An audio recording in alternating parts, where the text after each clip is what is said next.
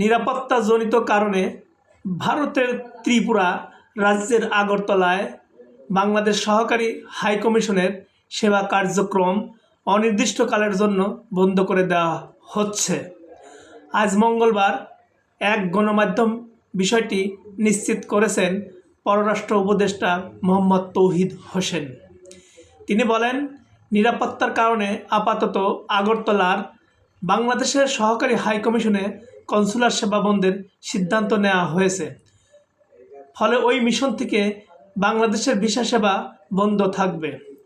এর আগে সোমবার একটি হিন্দুত্ববাদী সংগঠনের সমর্থকরা হাইকমিশনে হামলা করে ভাঙচুর ও জাতীয় পতাকা নামিয়ে ছিঁড়ে ফেলে।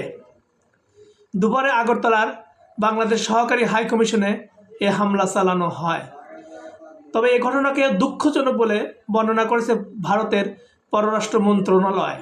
সোমবার সন্ধ্যায় এক বিবৃতিতে ভারতের পররাষ্ট্র মন্ত্রণালয় বলেছে, বাংলাদেশ সহকারী হাইকমিশন প্রাঙ্গণে ভাঙচুরের ঘটনাটি খুবই দুঃখজনক।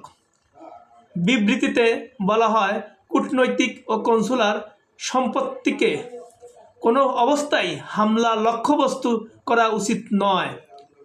নয়াদিল্লিতে বাংলাদেশ হাইকমিশন ও ভারতে অবস্থিত বাংলাদেশের ডেপুটি ও সহকারী হাইকমিশনের নিরাপত্তা ব্যবস্থা জোরদার করার জন্য সরকার ব্যবস্থা নিচ্ছে।